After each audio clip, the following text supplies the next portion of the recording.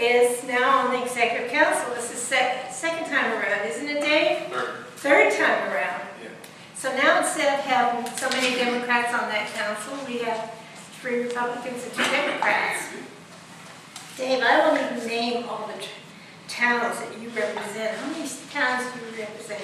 Oh my, it's in the 30s and multiple wards. But basically from Nashua to up to Keene, in New Boston, Francistown, Greenfield, Deering, Ware, Antrim, Bennington, and this kind of thing. We're just calling it with Milford. That's a lot of towns. That was a lot of campaigning. It's a big district. I guess so. So after he gets done saying what he has to say, feel free to ask him questions. I'm sure he'll be happy to answer them. And he has a handout ready to do. I want to get these on this side of the room here. I got one over there already.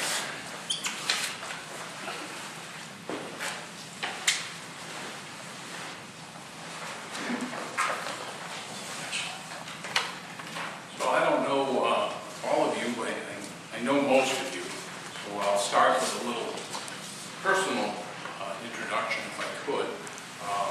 I'm from Milford. Lived in Milford my whole life.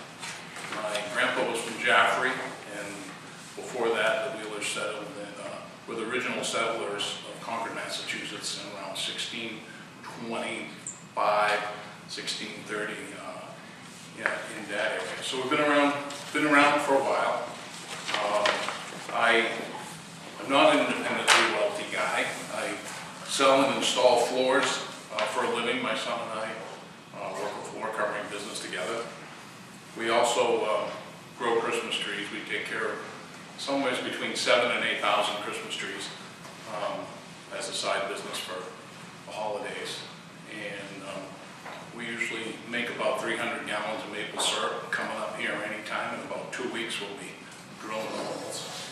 And so we're a hands-on, blue-collar, working type person, and I guess that's what winds me up tight when liberals want to spend my hard-earned money and your hard-earned money, because that's the roots I come from.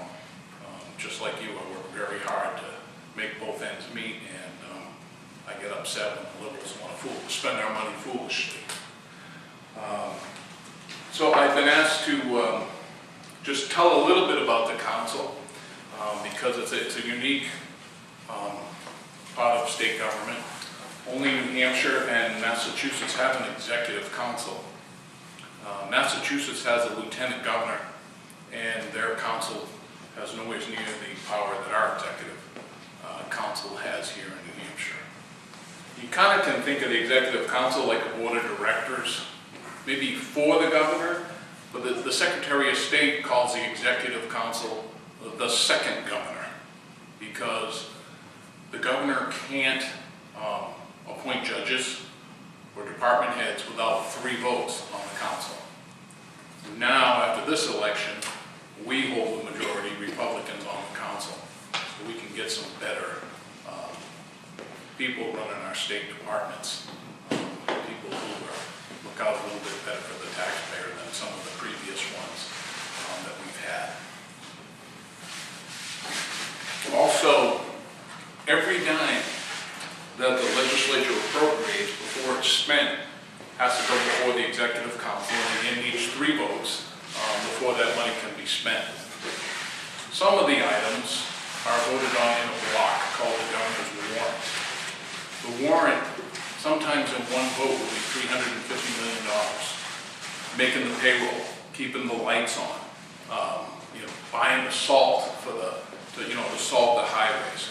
And that all happens in one vote. Rarely do we see everything that's in there, but if something comes to our attention, then we can pull it out of there if we think there's an item in there that we should be looking more carefully at.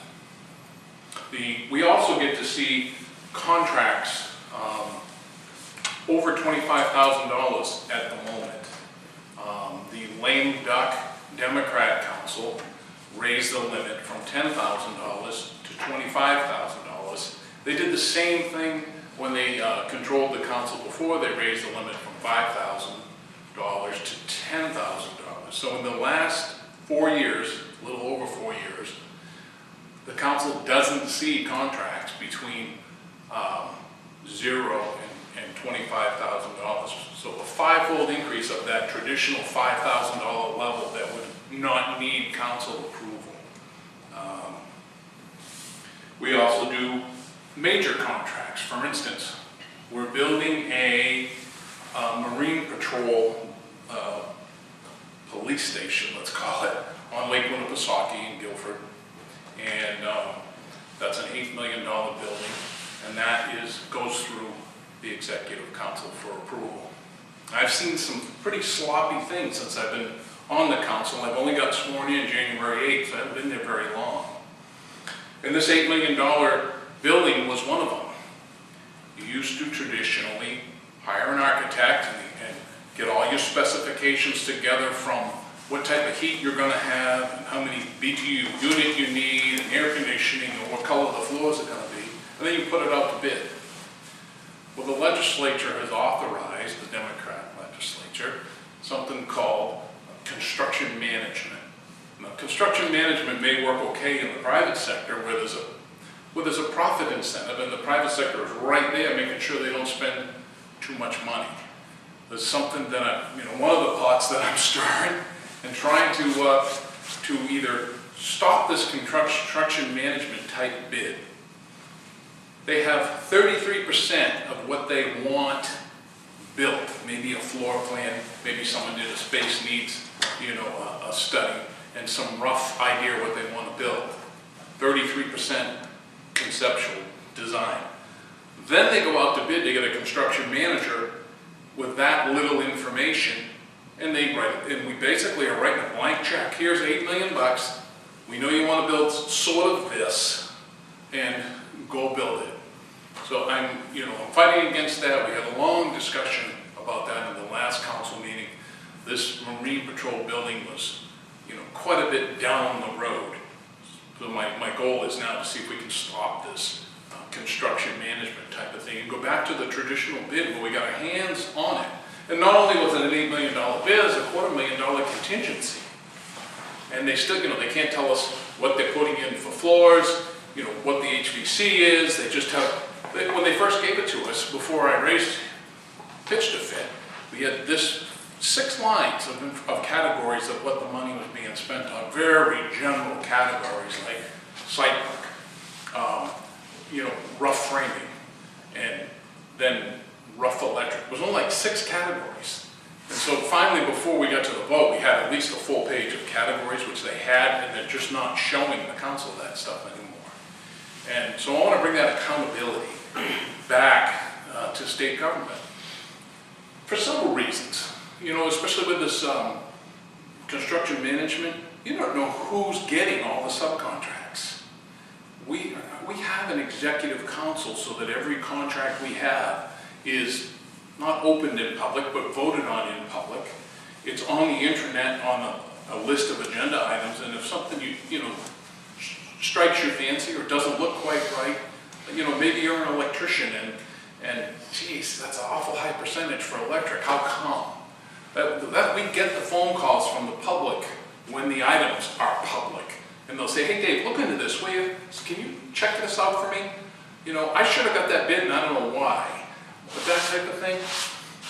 But when you're in this construction management, you don't see any of those subcontracts at the government level, and so there's no accountability. They've been doing like sloppy work. One of the things that we'll do is accept state land, or in this case with Fish and Game, we're buying a conservation easement in Conway, 1,321 acres. At least that's what the Governor and Council title of the item said. Start reading through the item, and there's only 308 acres there in the item. Why is there a difference? It's just the agencies are getting sloppy, and we're paying 600 and something thousand for 1,300 acres of conservation easement. In perpetuity, we want to make sure 75 years from now someone doesn't go read the council item and say, "Oh, you only bought 308 acres." not 1,321 acres. So that's one of the things that I caught, and we sent it back to Fish and Game and said, redo this. We're not going to do this sloppy work anymore. The Republicans actually read the items and not just rubber stamp what the governor wants. So that's one of the things we've run into already. I haven't even been there a month yet. First day on the job, I made a motion for the governor, I tried to make a motion, I should say, to bring that limit from $25,000 back down to $10,000 of the contract items that the council sees. She wouldn't even take my motion.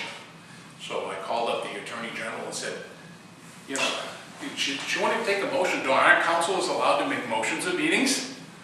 And so that was our first battle with the governor. And I will not let her get away with, you know, I'm bipartisan, let's all work together, and then act like that. That is not bipartisan at all. And so I brought it up again at the next council meeting. The first council meeting, she wouldn't even let me make the motion. I figured, well, I pushed it enough for today. Bring it up again at the next one. And you know, she says, well, go ahead, but I'll negate it. She realized she has to take motions now. She hasn't been taking amendments from councilors to items. So I asked for the warrant to be amended and be reduced by the amount of the contracts between $10,000 and $25,000. And she got pretty flustered about that too. But now she agrees to talk about it. So at our next meeting Wednesday, we're going to have an open public discussion about lowering this threshold from $25,000 back down to $10,000. And my other two Republican councilors at the moment said they'll vote with me to get that lowered back down. But so far, she won't even let it on the agenda. You know, this is let's cooperate and all get along. So those are a couple of things that were going on. And I know this might be important to some of you, maybe more than others, but it's very important to me. When Governor Hassan took over as governor, she eliminated the prayer before the meeting. The House starts with a prayer, the Senate starts with a prayer. We're still a Christian nation, and we need to have a prayer. And I don't care if it's a Catholic prayer or a Baptist prayer, but we need to at least acknowledge that we'd like some help, Lord. We don't have all the answers here. You know, guide our country, keep us safe, pray for our military. You know, that type of stuff we've done since, you know, George Washington's day. So, at least when it's my turn to host a council breakfast, each councilor gets a turn, so in the governor, so every 6 meetings, one is mine. I did the prayer. Republican councilor Kenny did the prayer at the next one for him, for his meeting. And, you know, we also would welcome in guest chaplains to do a prayer. Anybody who wants to volunteer to pray, to open a council meeting, we'd be happy to accept that. So we've made some changes already, been there less than a month. If someone could help me pass these out, this is just a press release I did on going from the $25,000 limit back down to $10,000, so that the council sees those items. Most importantly, so the public sees those items in advance before the meeting. And if they got questions and scrutiny, you know, it just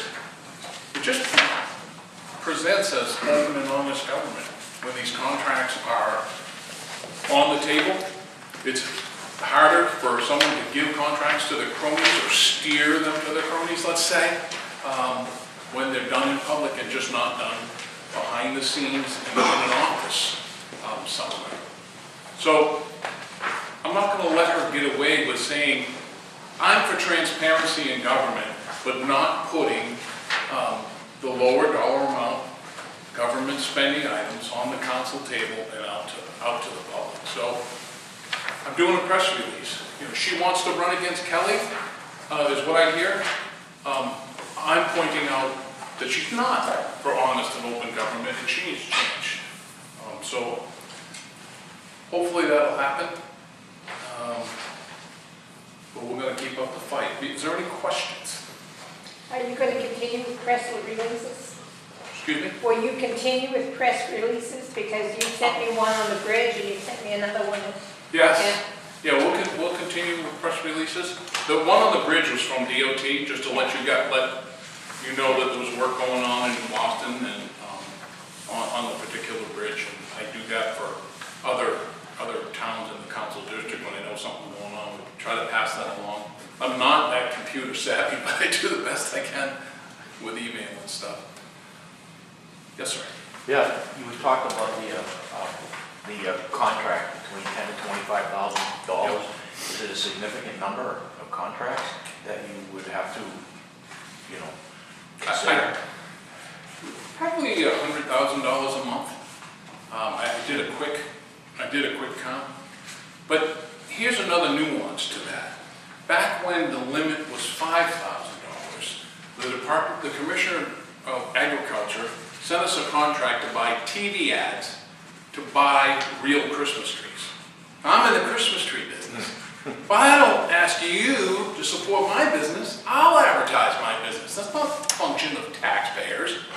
So the Republican council at the time voted down that, actually it was $10,000 item, voted down that $10,000 item, maybe $10,500 for Christmas trees, advertising on Channel 9.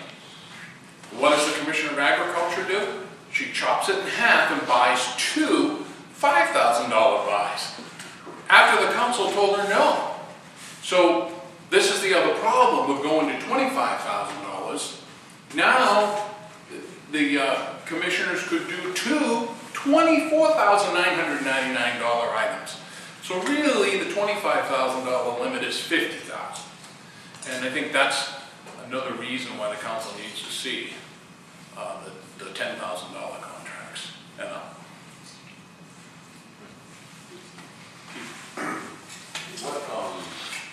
what rules does the executive council operate under? Do you have your own internal rules, and how does that get set? It's always been run pretty loose. With Governor Lynch, it was Governor Lynch's rules, but he was fair. I have to say that he was fair. You wanted to say something, you said it. You wanted to make a motion, he let it go forward, and he wins or he loses. He didn't stop people from bringing that forward, even with a 5-member Republican council at the time. So we don't formally adopt rules like the House does. We're not Mason's rules, we're not Robert's rules. Kind of run by that, but we run by the Constitution. There's an interesting nuance in the Constitution that allows the council to nominate, except for judges, and at the time it was promotions in the Navy in the Constitution. And the governor and the council shall have a negative regarding appointments, and nominations shall have a negative against each other. Now to do that, the council's got to be able to nominate. So back in Mel Thompson's day, the council did some nominating. It hasn't happened ever, since then, the last 30 years, but, we're toying with the idea of if we don't get some decent nominees, we might see the council nominating people. It'll be another fight, just like the $10,000 or $25,000 thing, because the Attorney General will say, no, that's not the real reading of the Constitution, you're thinking about it all wrong. But three of us are working very well together, and we're going to rein in spending and bring back accountability and transparency to the council like it should be. Yeah, with that $8 million building that you were talking about, right? Hardly any accountability. What are the chances that there's going to be like an override and it goes over $8 million? By the time they put this in, over a period of time, all of a sudden it's $9 million. It can't be $9 million. It can be $8,225,000 contingency without further governor council approval. I'm not quite sure how big the appropriation was from the legislature, because they used part of that beyond the $8,225 to buy some land. They bought out a defunct to put this on. but it's a pretty fancy building. Marine Patrol's gonna have jail cells, dry docks, mechanic shop. It's gonna look a lot like the Seashell building in Hampton Beach, not the stage, but the administrative part of that, residential right on the water. But we didn't even see the blueprints till the day of the vote. It was just pretty bad, and that stuff is gonna stop too. Kind of like Obamacare. You have to pass it to see what's in it. Yeah, we're gonna make sure it's okay. The budget process, or do you guys get like a total, how does the executive council participate in the budget process? Can you veto the whole thing, you have to sign off on it, individual items? No, only the governor gets to veto legislation. We do, however, are the body that starts the 10-year highway plan to set the state's road priorities in order of what the council or the governor's advisory committee on intermodal transportation, which is the council. We set the transportation priorities and spending, and then we hand our priorities to the House, and the House will amend it with their priorities, send it to the Senate, but we never get to see it again. We only get the first crack at it. Other than that, we're not involved in legislation.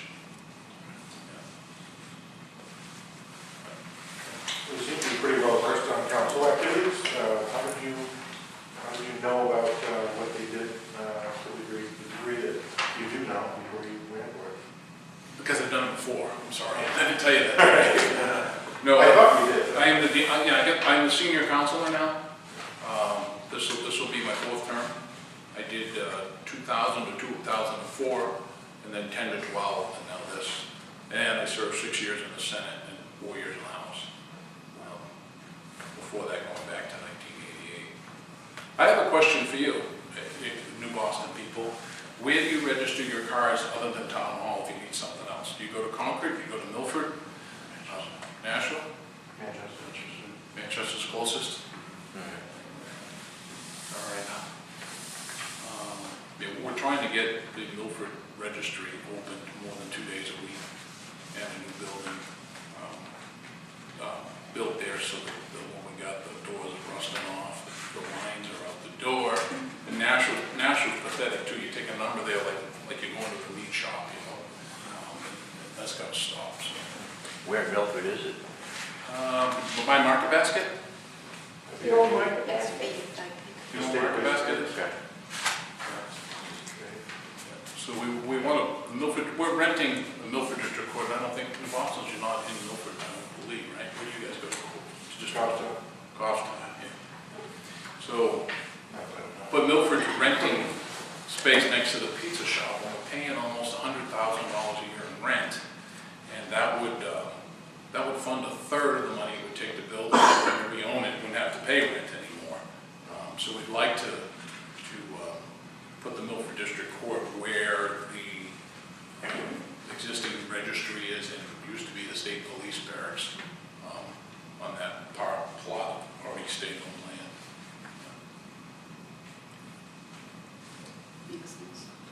land. You mentioned that the council has approval of department heads. How many vacancies are there currently that you guys are looking at? They're generally staggered. Like I just give you the ones that I have in my head. Like the commissioner of the Department of Safety is due on March 15th. The assistant commissioner is due on March 15th. I'm trying to think. Transportation's vacant. Transportation's vacant right now, right? Transportation is vacant, yeah, because he left. Yeah. And his term's not up, so we'll need a new transportation commissioner. You want to talk about train? What else is on your Oh, mind? good, yes. That was in the paper today, right? Yes. The commuter train? Yeah. It's just something that is very, very expensive. They have quite a few issues with the report that came out saying that's going to create X number of jobs in Massachusetts, not here. So the cost of the train going to Manchester is about $300 million before you pay the interest, because it's all borrowed money. That's from the length of the bonds. You're talking about $500 million for a train that needs $10 million, almost $11 million. They're a little more honest with the numbers they come up with, actually. They told us before it was going to be $300 million to go to Concord, now it's $300 million to go to Manchester. And they told us the subsidies were around $8 million to go to Concord, now they're telling us the subsidies are around $11 million to go to Manchester, over and above the fare box. Just so you know, we have the Boston Express buses out of Nashua. They're running in the black. The state bought the coaches, the buses, but the operating expenses of those buses pays for the fare box pays for the operating expenses. Not only that, the buses are buying diesel fuel, which the tax on the diesel fuel goes back into keeping the road up. One of the issues about trying to fund a train is that there's no revenue stream other than the fare box. In other words, the highways come from the gas tax and registrations, and those funds are dedicated to highways. Can't be used for welfare constitutionally, which is a really good thing about New Hampshire. The user fee stays where you used it. The tolls stay on the turnpike system. Gas tax and registration stay on the state highway system, and some of it comes back to the towns as state road aid. Just put tolls on the train tracks. Yeah. Well, the problem is, I know that's kind of tongue in cheek, but Well, train totally. if you bring the fares up to cover the operating expenses, no one rides the train. And Amtrak hasn't turned a profit that one. So what I'd like to, just for fun, they say that this is going to create so many jobs there, but the people will bring the money home here. What if we tried to create the jobs here and kept the money here? Yeah. And had the businesses paying business profits tax here? So anyways, I think it's this guidance. Someday there'll be enough population to support it. Right now, maybe you could get it to the national line and get it to pay for itself. If you don't, my condition is I'm not supporting the train, and it's going to devastate the bus service that's running in the black. So we'll see. The real issues now are going to start coming to the front. How do we pay for this? If this isn't too boring, you might hear something called highway toll credits. It's when we have a highway project like 93 that's partially federally funded and partially state funded. For every dollar we put in, we get credits toward another federal dollar. They want to take the highway credits and use it toward the train, which means, that's one way they might want to fund it. Or we have another pot of money from the federal government, our other back left pocket, not free money, it's still our money, called congestion mitigation funds. It's used for small intersections, places where the traffic is tied up, keep traffic moving, small projects.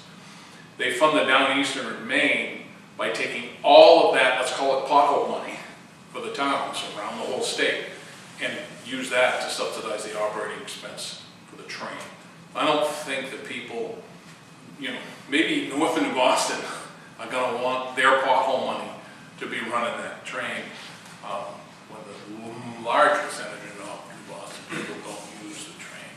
So the funding is funding the train is the tricky wicket. How many stops in Boston does the bus line? I can't answer your question specifically, but I can tell you what I do know. They do go to Logan. They go to North Station and South Station. With another problem with the train is it will only go to North Station and then you got to switch again. The bus will go to either end directly. It stops in Tewksbury. The bus does. Bus stops in Tewksbury every run, or? I think so. The one that you take out of Nashua does.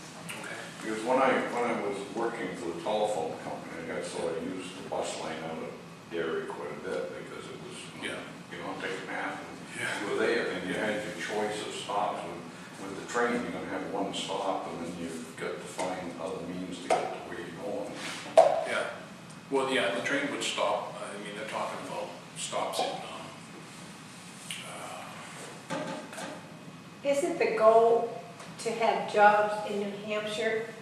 If you have a train that's going to Boston, are we going to be able to develop jobs in New Hampshire? Because most people would take a job in Massachusetts. If I they guess had- that's what I fault the study about when they're saying all these jobs. They haven't It's not, developed it's anything. looking like this at the train and not saying, well, what if I took this money and did this? And what if I lowered the business profits tax 1%? Would that draw, you know, and use the money that way? Would that draw more businesses? What if I passed a right to work law that doesn't cost anything? You know, maybe that would draw some other businesses here and not, you know, over the border. Not that, I don't think Mass is a right to work state, No. but maybe that would draw other businesses from across, you know, the country. I heard, you know, Ruger moved a plant out of the state because of the right, you know, right to work. So there's things we can do other than spending $500 million we don't have. But that's just the status too, and then you're gonna have to subsidize that train forever. I think that's the problem Vermont ran into with their commuter rail. Yeah, they all, with Amtrak, they all lose money. Yeah, but $11 million is a big hit to New Hampshire. That's a lot of money. I already have right now an $85 million hole, you know, in this budget. Yes, sir. David, has there been any discussion where these rail beds going to go? Or is it just not at that point yet? Because I always had a vision of seeing if rail was going to be going to Boston, putting it in the median strip That's what was. on 93. Well, when we widened 93, we saved a corridor for a train. Okay. And I'm not sure it's always in the middle, but I know that sometimes it's in the middle. Yeah. And I don't have the recollection of Okay. what is where. But yes, we are planning for the train down 93 for someday when the population can support it. I guess it raises the question of if people are sitting there in a traffic jam and that train's whizzing by at 70 miles an hour, and they're sitting in their cars, somebody's going to think about taking the train to Boston. They might, but there's not enough, you know, I'm not, where do I get $500 million? Yeah. That's the issue. Right. I don't have $500 million. Yeah. Should I make my great-grandchildren pay for it? We gotta stop that. Oh, And yeah. that's the problem in Washington now. We keep spending money we don't have. The house of cards is gonna come down one of these days. Or stop commuting. We really need to get that fiscal house in order. Florida has talked about that for years, having from I-4 in Orlando to Tampa with one stop at Lakeland Yeah. and being the medium. And it's just millions and millions of dollars. And someone always puts a stop to it because it's just not feasible. 2 stops, Tampa and Lakeland, Yeah. you know, what good is that? Well, they certainly have more population to support it. And than New Hampshire I-4, does. yeah, and I-4 is a terrible, There's been 2 or 3 other states that have turned the money back. California too, yeah. There was even an MBTA extension in Massachusetts that said, no, we can't afford it.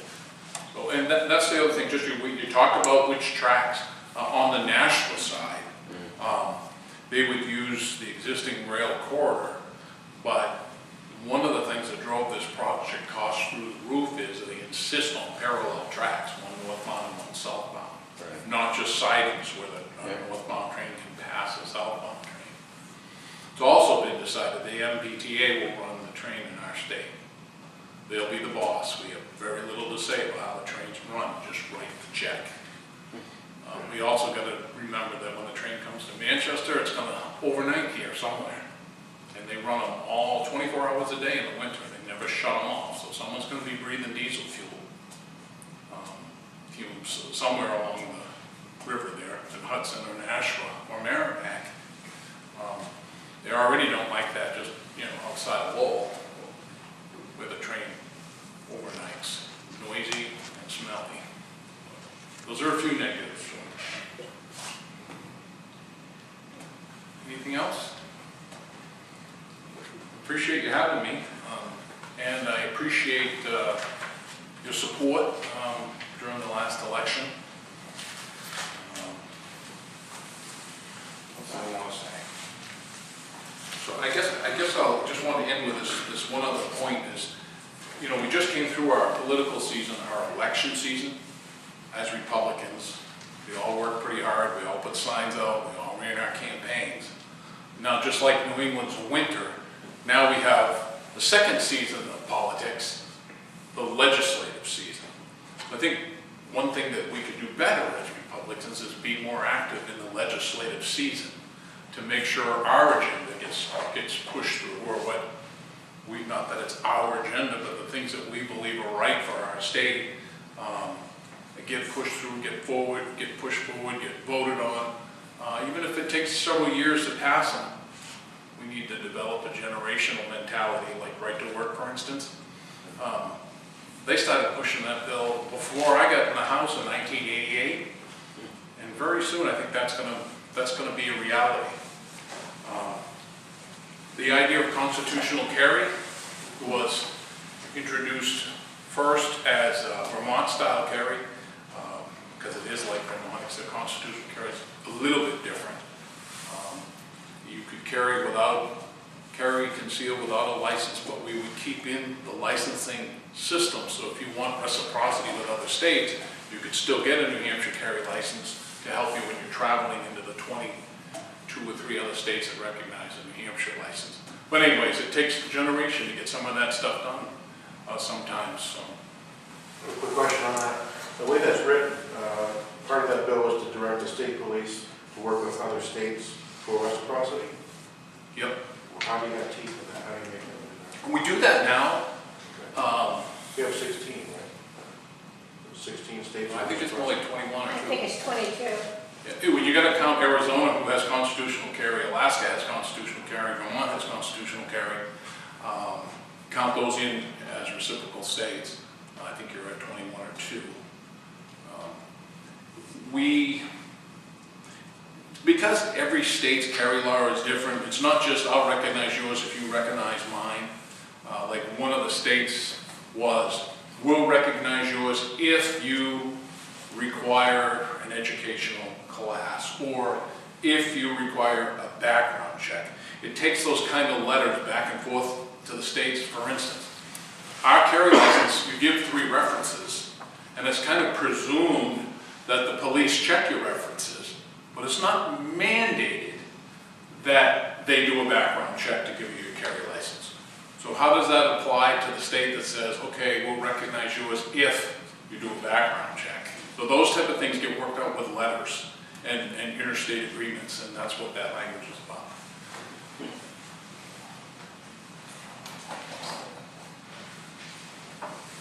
All right, thanks a lot for having me. Appreciate it. Thanks for coming, Wynne. Good morning. My name is Susan Olson. I'm the past chair and the current legislative director for the Women's Defense League of New Hampshire.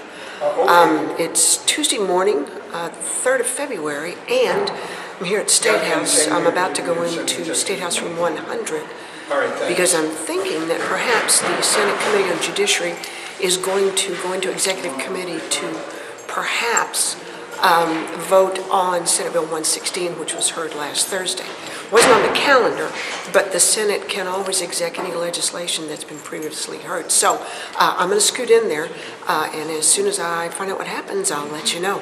Thanks. I'd like to take up Senate Bill 116. I think it's pretty self-explanatory. I think we've all received numerous emails, phone calls over the past few days. And I think it's better that we just vote this bill and decide what we want to do with it. So can I get a motion on this bill? Okay, we have a motion about to pass and a second. Is there any discussion on the bill at all? Senator Pierce? It's okay.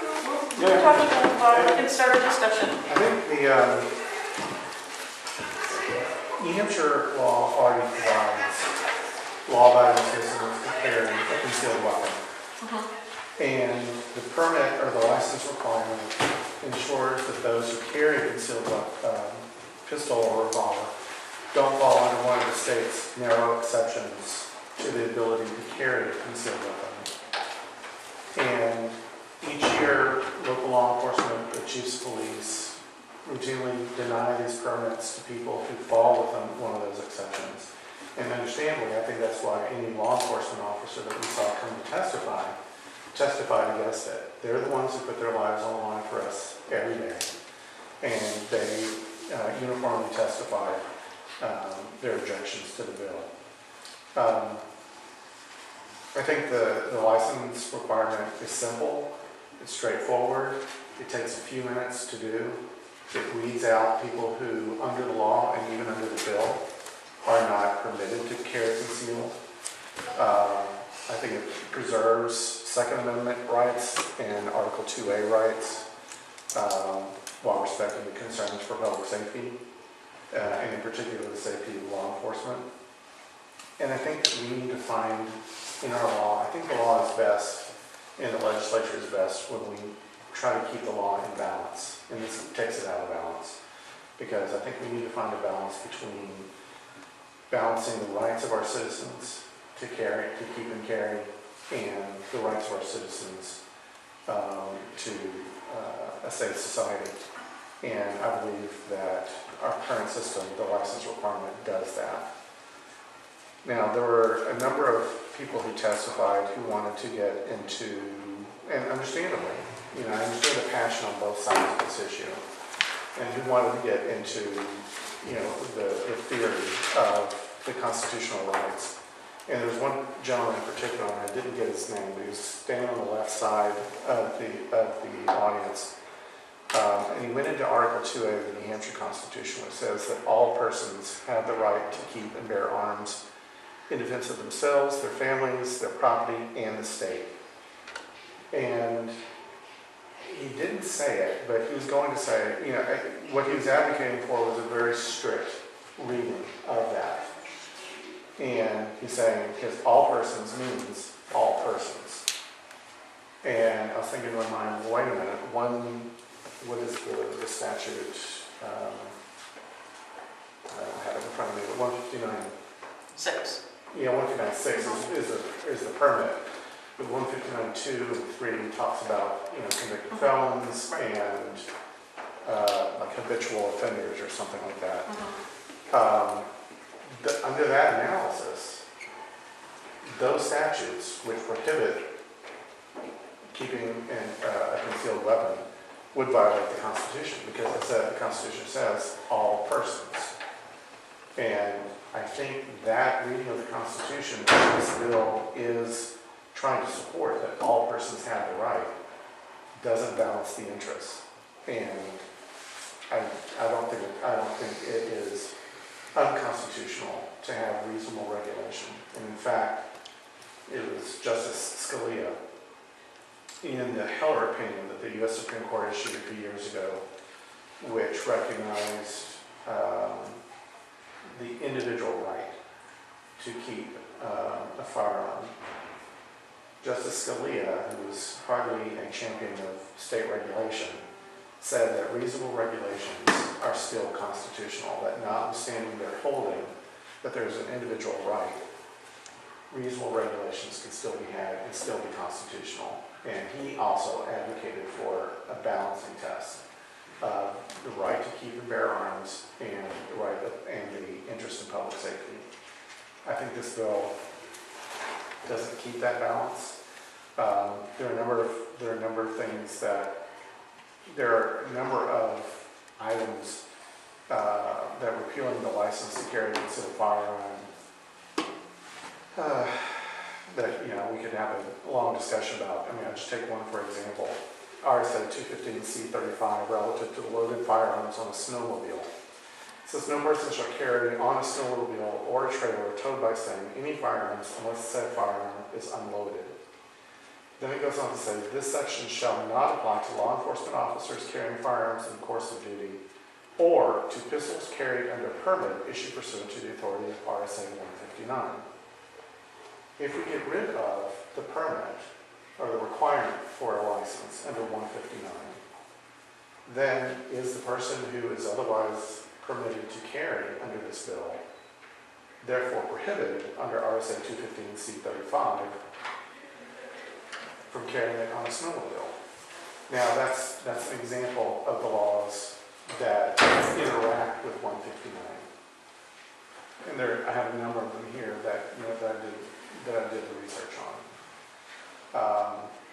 I think also when you look at the language of the bill, in the beginning it says that you can have this optional license unless the applicant is prohibited by New Hampshire statute from both owning and possessing a firearm.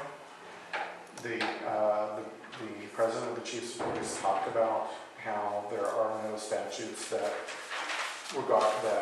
talk to owning and possessing. I asked about the fact that there are several federal statutes, federal laws that prohibit owning and possessing. This would ostensibly require local law enforcement to issue a concealed optional permit to those who violate federal law but not state law, because of the way it's worded. And then when we go to the second page to Roman 3, it doesn't talk about New Hampshire law. It says, if that individual is not otherwise prohibited by statute from possessing a firearm in the state of New Hampshire.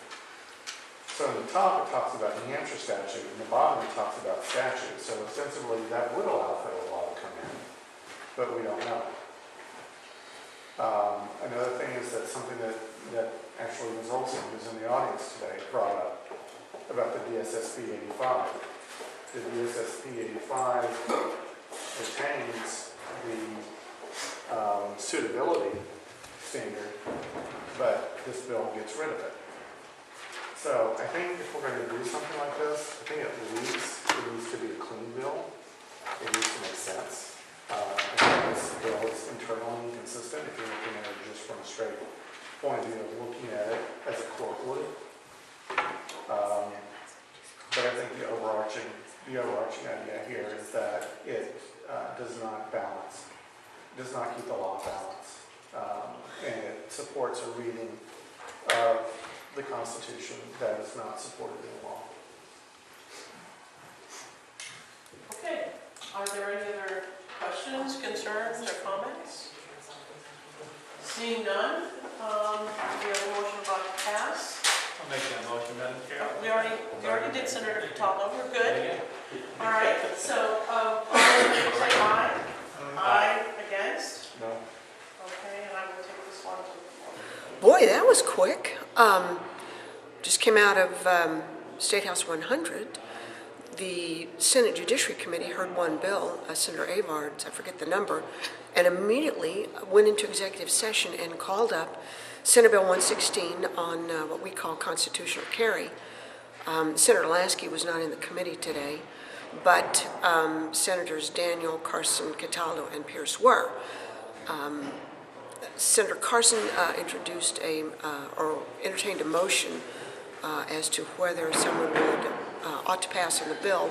Senator Pierce made a few remarks about his concerns on potential overlaps with some of the fish and game statutes, which we can help clarify for him, and some other issues. He brought up the chief from Tufton Borough, his concerns about, well, bad people will get licenses, but the short version is Senate Bill 116 passed Senate Judiciary ought to pass intact by a vote of 3-1 with Senator David Pierce opposing. So, Susan Olson with the Women's Defense League here.